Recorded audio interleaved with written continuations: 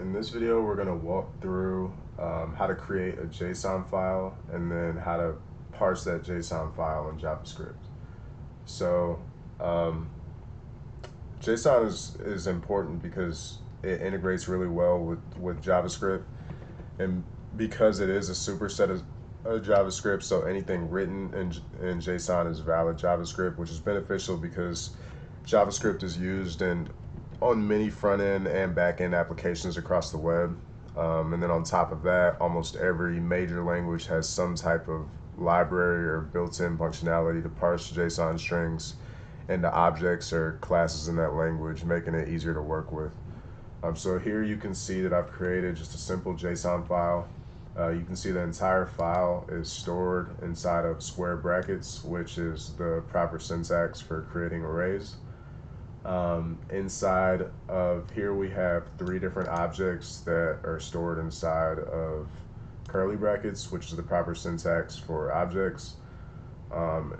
And inside each object we have different key value pairs. It's important to note that each key for each of these pairs is surrounded by double quotes, which is always going to be the syntax for your key. And then the values, we have different types, different JSON types that we use here. So we have a string, number, a null value, we have another number, and then we have a Boolean pair here. So now we want to save this as schools.json. We want to save it as a JSON file. So we have schools here, and then we find JSON in our dropdown, hit save. Now we want to make sure, I typed this out beforehand just to save some time, but we want to make sure that this JSON file works. So I also have a simple index.html file here with a JavaScript tag so we can input some JavaScript. So what we're going to do is set our file equal to a variable. So we'll say let schools equal, and then we're going to copy our JSON file into here.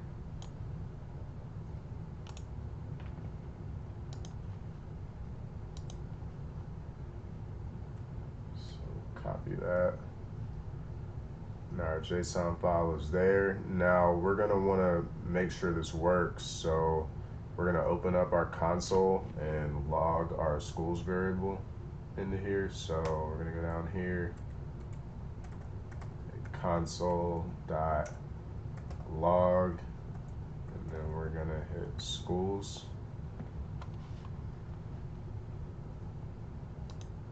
Now we're going to save that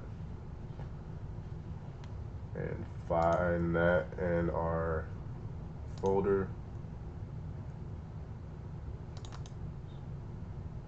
Wrong one. That's our JSON file. We're going to find the index.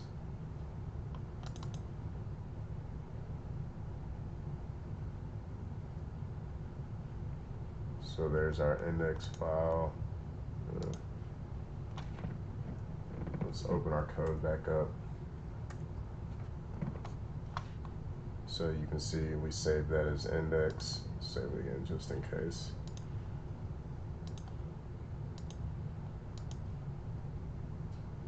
Now we're going to right click, hit inspect.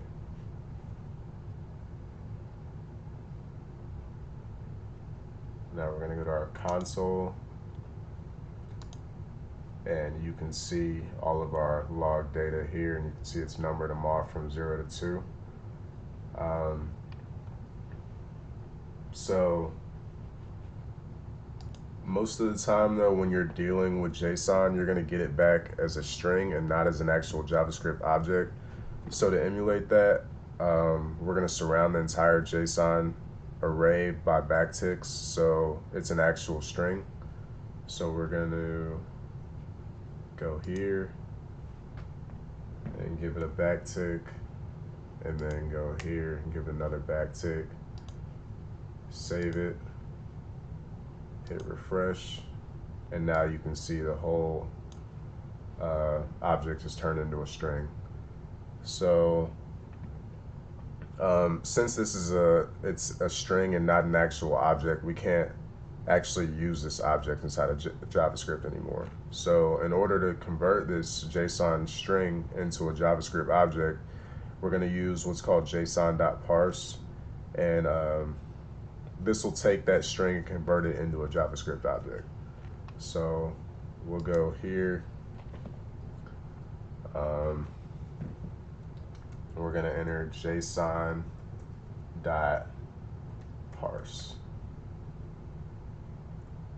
Close that.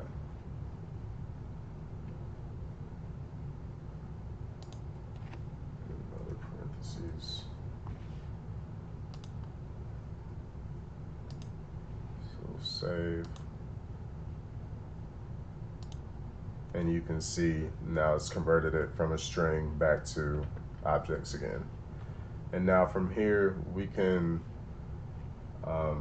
find different values from each of these objects. So if we want, we could move this down here.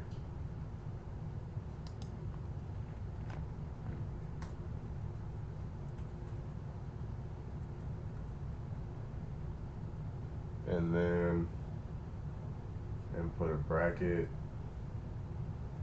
and we can select one of our objects, so either 0, 1, or 2. We'll do 0, which is Kennesaw State, and then we'll find the president. Oh, let's do the rating.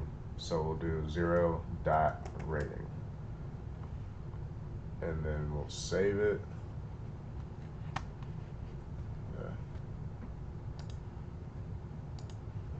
Refresh our page, and you can see there's our rating is 5. The rating at Kennesaw State is 5. And if we change that, say we wanted to find, let's say the president of UGA. So we'll do 2, and then we'll do .president.